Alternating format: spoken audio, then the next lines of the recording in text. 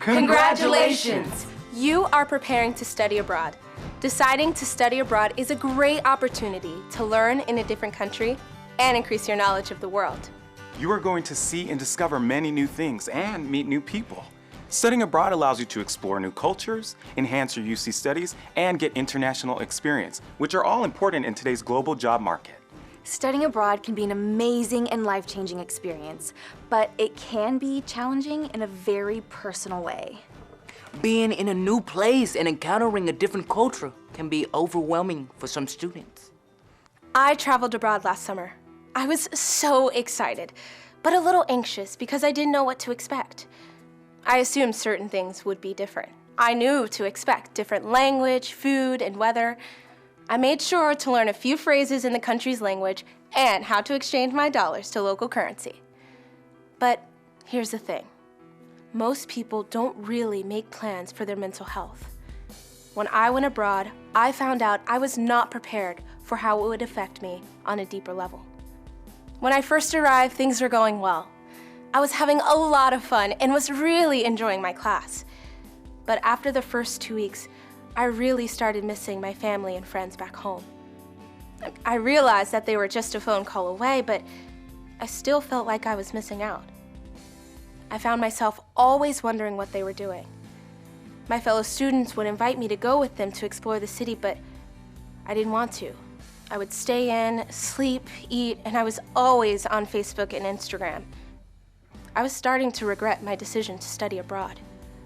I was spending an excessive amount of time every day talking on the phone and on Skype with people back home instead of enjoying myself. I was withdrawing from others and feeling sad and lonely almost every day. My family would ask about the cool things I was doing, but I had nothing to tell them because I was only going to class and staying in my room. My parents were concerned. I thought I was just homesick, but my parents thought that it was more than that. They told me about a pamphlet my campus provided with information on signs of depression. I must have skipped over that brochure in my excitement to leave. I really identified with some of the symptoms listed in the brochure and agreed I should probably get some professional help. But because I hadn't read the pre-departure information on accessing counseling services abroad, I didn't know how to get help, and I felt too tired to reach out. I just wanted to sleep. Thankfully, I remembered that during my program orientation, the topic of health had been addressed. So I called the local UC representative who told me where to go and what to do. After a couple of weeks of seeing someone, my symptoms started to diminish. I started spending more time with local friends and less time sleeping and on social media, which also made me feel better. It didn't happen overnight, but I eventually started to shake my symptoms and enjoy myself. During my time studying abroad, I was spending a lot of time with friends, meeting new people and doing a lot of new things in the area. We studied hard, and on our downtime, we toured the surrounding areas and visited major landmarks. We went dancing, shopping, and we talked with the locals. Every day was a new adventure, and there was just so much to do. We really enjoyed visiting the different restaurants and trying new food. Everything was going well until I had realized that there was something I had not adequately prepared for. You see, back home, I had been struggling with an eating disorder for almost a year. It had gotten so severe that at one point, I was in the hospital for a week. In the States, I had been seeing a therapist. With time and her help, I had got to a point where I was able to accept myself, better manage my life, and was considered stable on my condition a month before leaving to study abroad. After a few weeks of being in my new country, I realized I had gained some weight and immediately felt out of control. I did not expect this. Was I falling back to an eating disorder behavior? I never thought that I would struggle with a relapse while traveling abroad. I kind of thought that going to a new country would be a vacation from everything, that somehow I wouldn't face the same issues that I dealt with at home. I found out that not only will your problems come with you, but they may be intensified by being out of your comfort zone.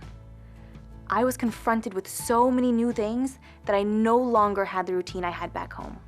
I wish that I had been more prepared and spoken to my therapist about potential triggers and what it meant to continue with a sustained recovery. I wish I had done this before I left, because if I had prepared a careful plan before traveling abroad, I could have been able to identify triggers, work on effective and healthy coping skills, and reach out for help. Being in an unfamiliar place affects people in many different ways. Even the most seasoned travelers can struggle with the transition. Everyone can benefit from having a mental health plan. I was totally ready to study abroad. I had my passport, I planned my classes with my academic counselor, I had my student visa, I had a basic understanding of the language, I thought of everything. But then again, I'm always thinking of everything. My mind is always racing. I think of everything that could possibly happen. Sometimes it causes me to have a lot of anxiety, but I've learned to manage it with prescription medication. It's difficult to function without it, and I never thought I would have to in a foreign country. About a week after I arrived, I realized that I was out of medication.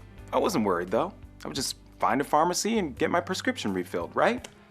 When the pharmacist told me my medication was illegal, I was completely shocked. A doctor in the US had prescribed it to me. Why would it be illegal there? I had no idea. I didn't know what I was supposed to do. I spent the next few days on the phone with my doctor, the program director, my insurance provider. It was time-consuming and terrible. My classmates were enjoying their first week abroad, and I was just trying to keep it together and figure out what to do. When I finally was prescribed a new medication available in that country, I started feeling like myself again. If you're studying abroad, you've really got to be prepared. You may think you're not forgetting anything, but it's better to be safe than sorry. Take it from me. I did my research and I thought I was prepared, but the one thing I forgot to do was read my pre-departure materials and use my UC resources. Take advantage of your resources and work with your doctor on a mental health plan before departure. It is helpful to be aware of the common issues that can manifest abroad and the symptoms so that you can understand what is happening to you or your friends and can take steps to counteract them. Homesickness, culture shock, and stress are all common and expected when adjusting to a new culture. Culture shock is caused by differences in things such as communication, worldviews, values, different academic culture, transportation, and many others. Symptoms of culture shock include sadness, difficulty studying or working, frequent crying, nervousness, irritability, and withdrawal. Adjusting to a new culture can complicate any pre-existing issues you may have been managing well at home. Many students feel that traveling will help them leave their problems behind, but the opposite is true. When you pack your bags, your problems not only come with you, but can be intensified by the stress that comes with adjusting to a different culture. It is important to maintain a healthy well-being and balance, and remain flexible about differences. Talk to your doctor before departure. Develop a mental health plan and know how to reach out for help if needed. Identify how you will access support abroad. Investigate mental health services in your destination country. If you are currently taking prescription medication, find out whether it's available and legal in your destination country and get information about traveling with medications. Self-care is easy. Remember, keep in touch with family and friends or anyone else you consider your support system. Also, make sure to get enough rest. Eat well-balanced meals and make sure to exercise. Keep a journal. Familiarize yourself with the area, culture, and customs before you go. You should arrive abroad with an open mind, and most importantly, be patient with yourself. Traveling abroad was one of the greatest experiences of my life. I had a great time and grew as a person. To successfully study abroad, you want to physically and mentally feel your best. Remember, it takes time to adjust, even for the most experienced travelers. My homesickness only lasted for a short time, but if you experience these symptoms for longer than 2 to 3 weeks, or it begins to impact your school, work, or family, seek help. Access your UC resources. Your experiences will translate into tangible benefits throughout your entire life. Remember, the world is a beautiful place. So have fun!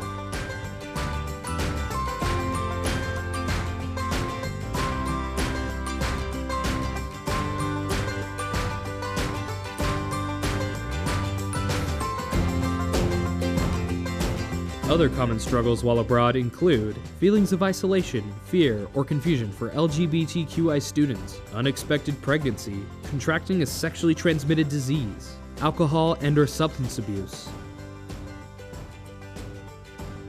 You can reach out for support for these and other concerns while abroad by contacting your local UC EAP representatives for help to identify confidential counseling and psychological services in your area.